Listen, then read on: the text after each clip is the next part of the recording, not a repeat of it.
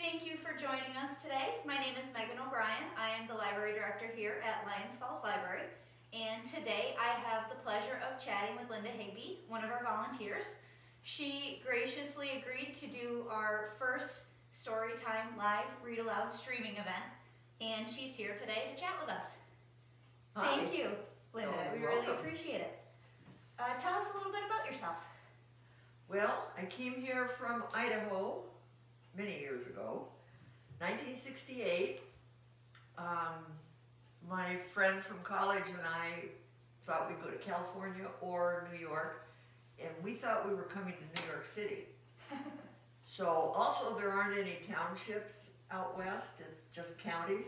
Oh. So we got to, I can remember Ed Sieber was the superintendent, Cliff Reinhardt was the principal. They picked us up in Syracuse, drove us up over the hill, and we saw a sign that said, "Welcome to the town of Turin." So we looked around, and there were fields, and there were cows, and there were barns, but town is what we lived in, you know, and we got used to that. And I taught at South Louis from 1968 to 2002 when I retired. Then I went back and taught for one of the two-year colleges. I taught English 101, 102 for a year. So I miss teaching. I love teaching and I love the kids. Well, we're glad to have you with us here at the library, for sure. Thank you. When did you first realize the importance of reading aloud to people? Well, I don't know how I knew it, but I knew you were supposed to read to kids, so I started out reading. I have two daughters. When they were born, I read to both of them when we brought them home from the hospital, and I started out with Rudyard Kipling. I don't know why. And I just read to them and read to them both until they could read themselves, and then I thought I was all done. And then I found out I was wrong. Would you like to elaborate on that a little bit? Well, I went to a reading conference in Albany. It must have been the late 70s, early 80s. And one of the speakers I signed up to listen to because I thought he'd be interesting. I'd never heard of him before. Was named Jim Trelease.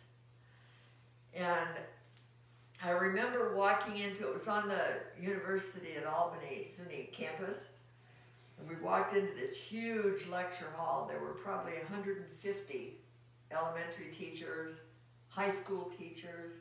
I don't think there are any college professors there, but a lot of high school teachers too, because reading is obviously important no matter what subject you're teaching. And Jim Trelease came out, and I don't remember a lot of what he said, except he talked about the importance of reading. He read to 150 teachers, Alexander and the Terrible, Horrible, No Good, Very Bad Day, and Contest at Cowlick. And we loved it. I can still remember sitting there thinking, oh my gosh, this is great. And one of the one sentence that has stuck in my mind is, he said, you should read to students, to children, from the time they're born until they graduate from college. Not elementary school, not nursery school, not high school, college. And he gave the reasons, and I can remember one of the reasons he said was, if you read to them, they will hear the nuances and the flow and the music in their own language. Whereas certainly they can read for themselves, but they don't hear the music. And so I went back to South Louis and started reading 5 minutes at the beginning of every class, 9th grade and seniors. I can't remember what grades I was teaching because I taught every grade from 7 through Right. 12. 5 minutes at the beginning of class. And I tried to pick books that would grab kids so that they would say, could you please read 5 more minutes, just 2 more minutes, please, Mrs. Higby. Sometimes I got books like that, and sometimes I just got books that were, oh yeah, that's good. You know, it's a choosing the book is as important as the actual reading of the book. Anyway, that's why I started reading to kids in high school. That's fantastic.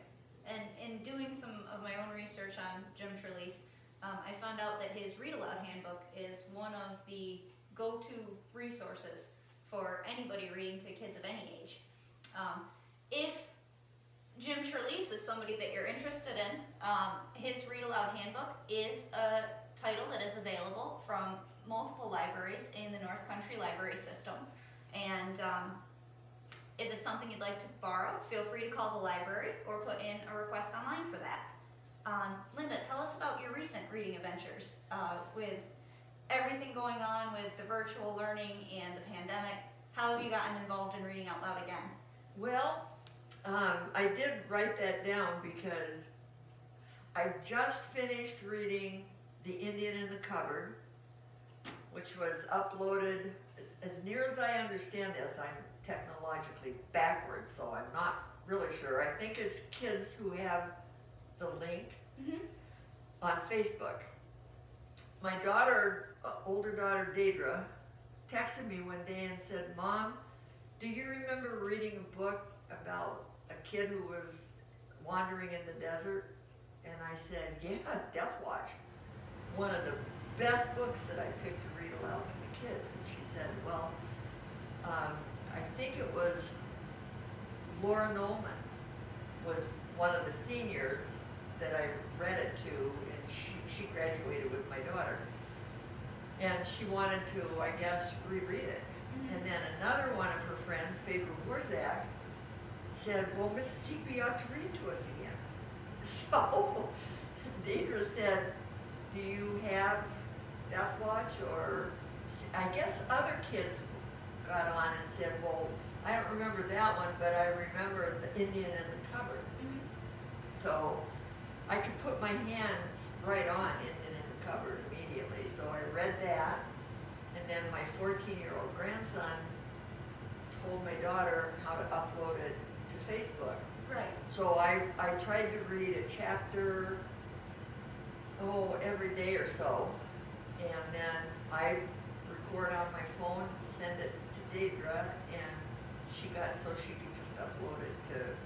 Great. And after we finished that, I found, after Jim Trelease, I bought his book, and it's got a list of all the books that are suitable for what ages.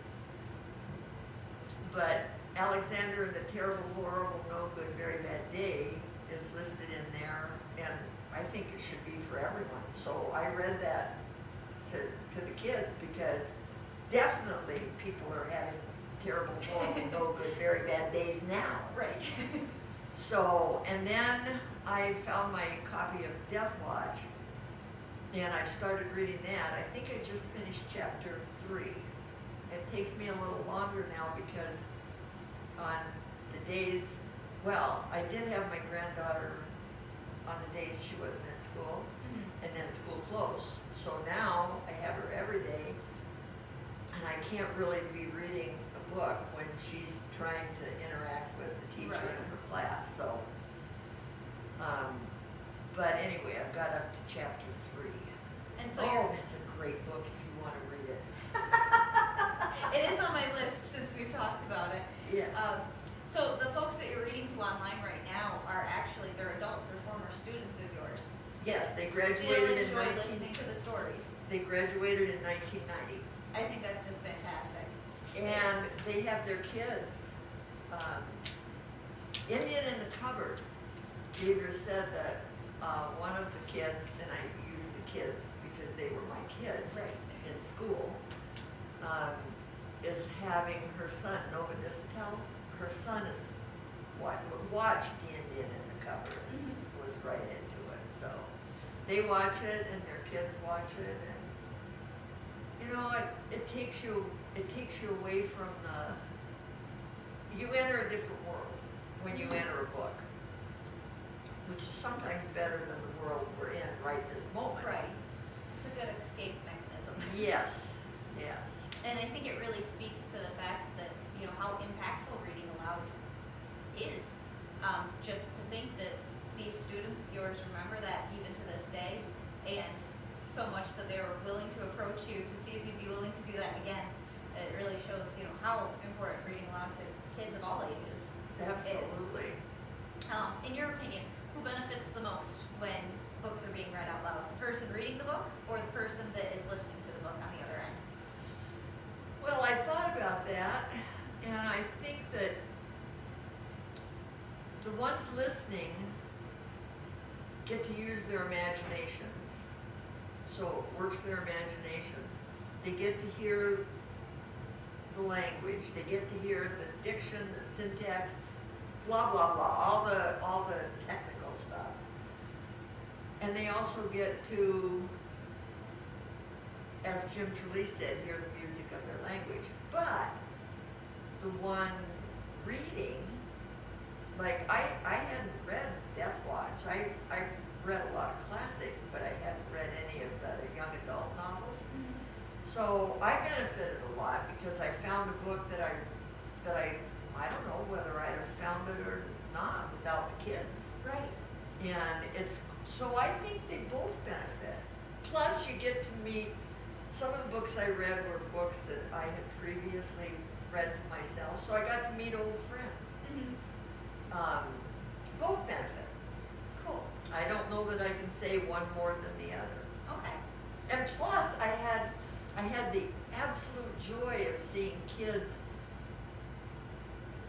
captivated by the author and what the author was saying, and that was great. It wasn't just nouns and verbs and adjectives. It was excitement and a cracking good story. A real story. Yeah. Yep. Great. Who are some of your favorite authors to read on your own time? Well, I do read the classics, and I also like Stephen King. I think he's the Shakespeare of his time, because Shakespeare wrote to make money. Edith Hamilton's mythology is still a fantastic book. James Thurber, oh my gosh, if any of you are listening, if you want, find a James Thurber, where his family must have been just. Have you ever read James Thurber? Not Oh myself. my gosh. His aunt, here's an example. One of his aunts thought that people were breaking into the house all the time. They had a big family home back in the day.